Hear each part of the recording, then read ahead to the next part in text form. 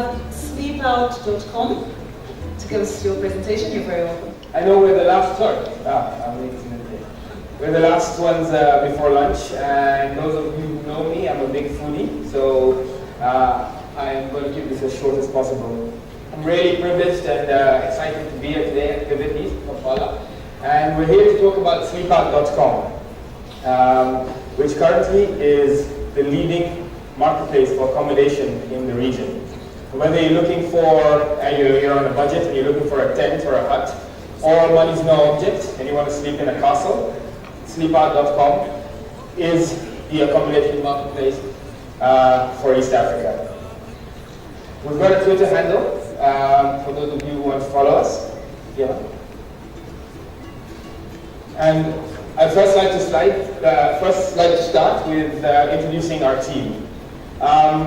Our management team consists of Paul Schwartz. He is basically a web guru. You give him a laptop or even a keyboard and he can basically make anything. Unfortunately, he's always tied to his desk by chain, so he's not going to be here today. But who is here today is Johann Jenson. Johann's our CEO. And Johann recently left a very overpaid job at the United Nations in Nairobi to concentrate full-time on Sleep Out. He's a bit of a travel buff. He's been everywhere, from Timbuktu to Bora Bora, and believe it or not, hasn't been to Kampala before, but Uganda is the 65th country that he's traveled to. And myself, Mikul Shah, I am born and raised Kenyan. I spent a long time in London, and then I moved back in 2009 to Nairobi, where I've been involved in online startups. I was also involved in an online startup in the UK. And I currently head operations for Sleep Out. And before I pass on to Johann, I just want to explain to you how Sleep Out came about. I don't know if any of you have been to this beautiful, wonderful, sleepy island of Lamu. So the first time I went to Lamu, I looked up on booking.com and TripAdvisor and basically came up with about 4 to 8 options where I could stay.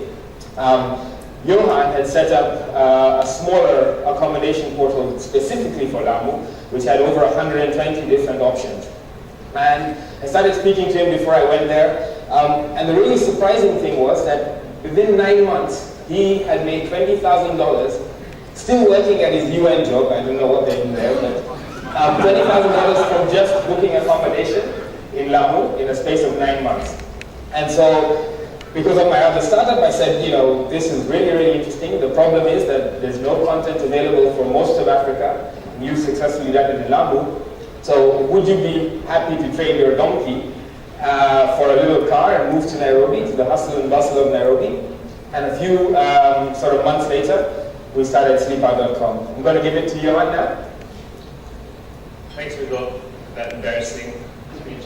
So, at its core, if you strip Sleep Out of the marketing and the hype and the code behind what we do, this is what we're building. Choice, value, trust, and efficiency. And that's what we're trying to do to differentiate ourselves from anyone else in this space. Barriers to entry aren't that high. It just takes someone that can really execute. Online global accommodation bookings have risen astronomically in the last decade. 2001% of all bookings were done online, and in 2012, 58% are done online, and it's growing. But what we're seeing is in emerging markets like East Africa, that trend is only beginning, and so we're trying to catch the wave at the right time. You're also seeing that there's a race towards capturing this new inventory and getting it online. So actually, in Africa, I don't believe that there's a supply problem on the accommodation side of things. The problem more so lies in the lack of trusted content sources and marketing, which is why we decided that we're going to start our own Occupy campaign. We're going to call it Occupy Empty Beds. So Booking.com essentially tries to make accommodation, sleepout.com attempts to make accommodation booking easier by making accommodation booking accessible and affordable. So this is how we're doing it. In June 2012, we launched our MVP, which is just kind of a product we had to get out there as quickly as possible. We take bookings online. What happens is the host connects with the guest. They interact online through our marketplace and pay via mobile money, credit card, bank transfer. The booking gets confirmed, and the host and the guest then meet in person, and then that's where the magic happens. So we don't discriminate. We have commercial accommodation, we have holiday homes. We're essentially a hybrid between Airbnb and Booking.com. This is one of the properties up in Laikipia in Kenya. This is a place we have at the coast near Malindi in Kenya.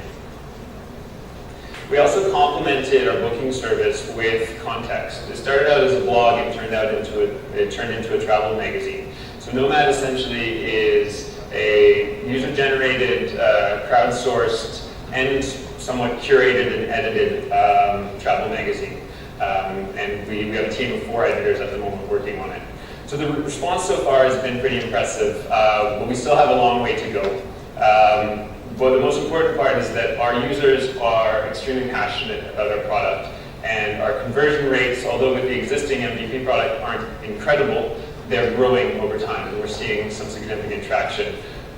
We actually got some good coverage from TechCrunch about a month ago when we announced our seed funding from a Dutch investment fund. So these are the milestones. 3,000 monthly booking requests is what we do. We have about 1,000 properties in Kenya listing over 20,000 rooms. Our seed funding from the Dutch investment fund allows us to expand into East Africa and the Middle East, but only kind of kickstart things. There's a lot more involved to internationalization than that. And we're relaunching, or we're launching for the first time, our global product, which is sleepout.com, in just a few weeks, actually. This is what the new product looks like. Comparison with our MVP, certain things we focused on specifically. One thing is intelligent search algorithms. We knew we needed to improve the user experience completely.